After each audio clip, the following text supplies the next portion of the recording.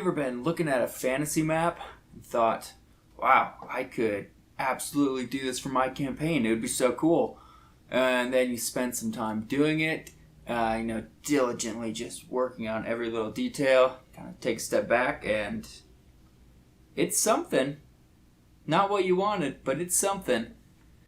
That's the situation I found myself in, so I decided to come up with a little process of making D&D world maps for people who are not very artistic like myself.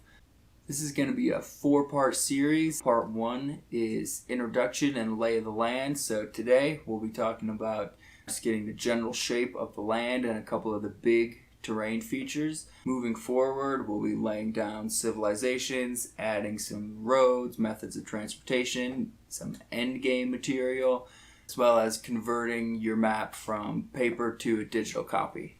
First, why would you even want to make a map? Well, there's a couple of reasons. One, it's really cool to give to players. It's going to help them have a better understanding of the world that they're exploring, which is especially useful in open kind of sandbox type of games. So they can all look at the map and say, oh, that place looks cool. We should go see what's there. Which helps you because you don't have to prepare anything about that place until they actually choose to go there. Making maps is also a really good world building experience, but at the end of the day, the only reason that you should make a map is if you're going to enjoy it. Don't do it just for your players. It's a very creative process. If you think you'd enjoy it, give it a shot, and it's only going to get better with practice. Incarnate is probably one of the most popular ones. There's a few others. I'll put some links in the description, so check those out if you're interested, but we're going to keep moving forward with doing it ourselves. Just a quick note also that this series, as the name implies, is directed towards people who are not very artistic but still want to make a map, like myself. So if you're really good at drawing, you might find it useful, you might not. By following this guide, you are not going to get a map like this. Just saying. But you will have a map that represents what the areas of your world are, and it's going to help your players navigate.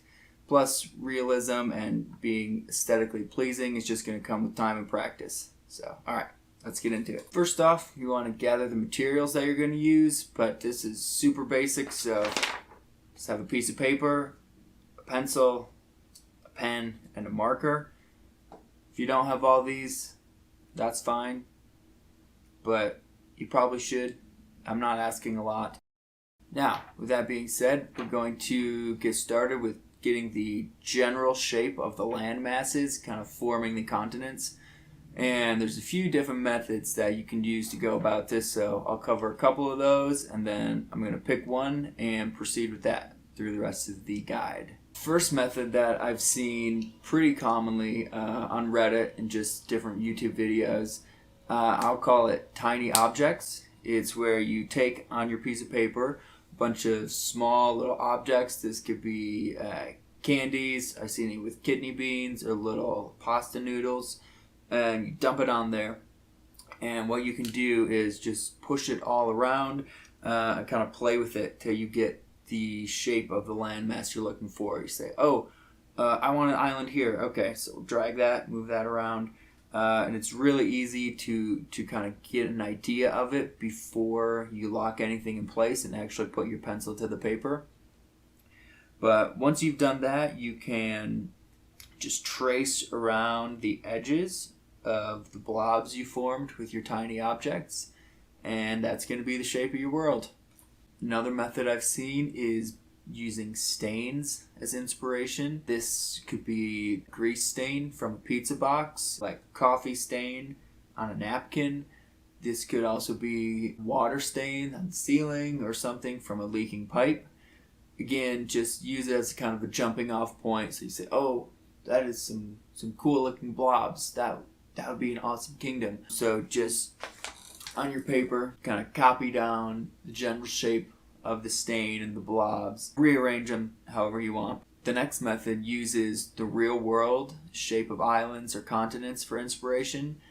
You can use continents and shrink them down, rotate them, just kind of place them all over. But this was like In Pokemon, the regions, they're, based off of parts of Japan. Or Game of Thrones, Westeros is supposedly Great Britain and Ireland, kind of rotated and resized, switched around. That was the main inspiration for it. If you want to do this, just pick somewhere with a cool looking coastline and play around with it until it doesn't look like the original place anymore. The final method, and the one that I'll be using going forward, is what I call the signature method. So what you do is sign your name really big on a piece of paper. Then you're going to trace around your signature and kind of make an outline of it. And you can fill in some parts or add some curvatures here and there.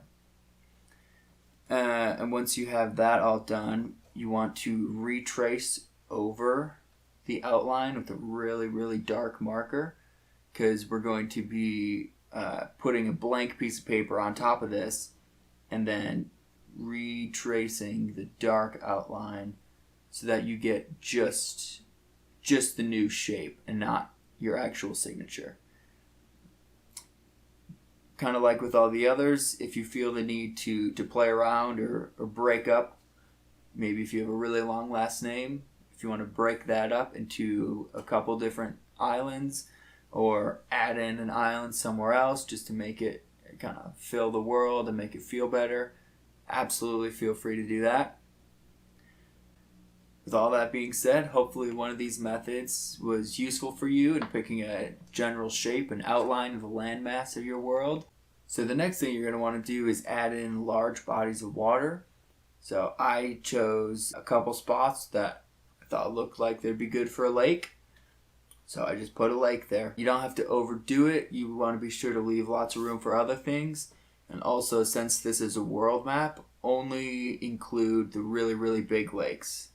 So, there could be somewhere with smaller lakes, and you don't feel like you have to include those maybe until you get to a regional map or something. This is real big picture stuff. As far as actually making them, I kind of just draw an ovally shape, add a few squiggles here and there. I don't have a great solution, but it seems to be working all right. Once you have those, just maybe shade it in with a pencil so it sticks out a little bit, but none of the coloring or anything we do on this is going to really matter in the end because we'll be touching it up in Photoshop. The next thing is to add oceans and kind of color in those bodies of water. So I will shade really lightly close to the shoreline and kind of follow the contours of the shore. And then as it gets further and further away, just make that darker. But again, this certainly doesn't have to be perfect.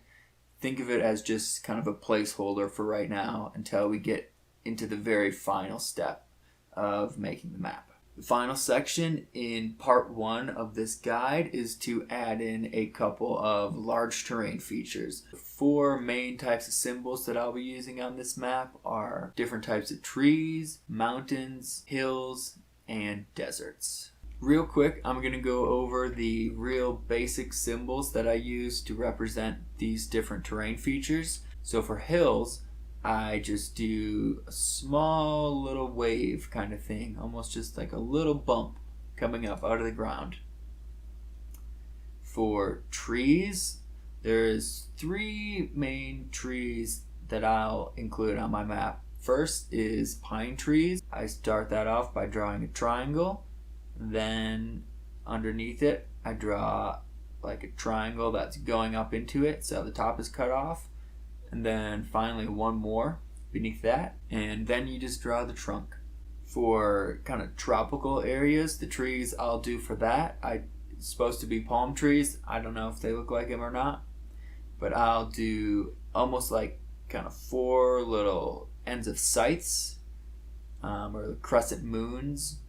Just do 4 of those kind of in opposite directions, and then bring it down, curve to the trunk, and if you have space you can draw some lines on the trunk. Final type of tree is supposed to be kind of like a maple or something like that. So I just draw a little circle, and then right below it I draw a bit of a bigger circle connecting up into it, and on the bottom I draw kind of a flat squish like a pancake oval, and then I draw a trunk. again, these are very, very simple symbols. It's not meant to be realistic. It's just meant to convey what's going on in the area. For mountains, I'll draw, just a real basic peak, and to the right, I'll draw another peak, just like an up arrow. In between them, I'll draw two littler versions, and for each of these peaks, draw kind of a sharp edge going down to the base, real jagged in a couple directions. Do that for each of these and shade in one side of it. I've been shading in the right side, and that's gonna just kind of represent how the sun's hitting it and just make it look a little bit more like actual mountains. So for desert, I'd like to do just little cactuses. Again, real simple. I just draw a big kind of elongated oval, then two little ovals sticking out to the side, and draw some tiny lines on it to represent the thorns or the pickers. Just throw some of those on there. You could also do a tumbleweed if you wanted. I did kind of a jaggedy sort of circle and then put a spiral in the middle with some trails showing movement as it's tumbling along.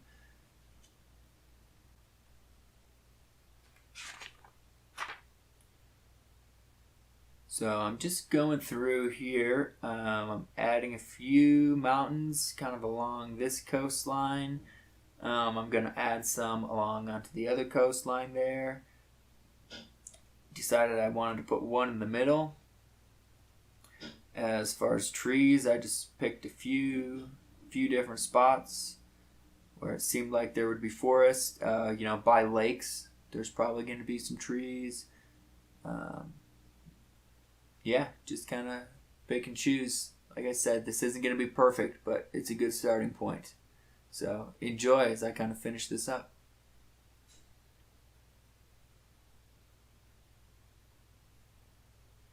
There you have it. We are done with part 1 of how to make a D&D world map, the guide for non-artists. You can see it's not super pretty, but it's done.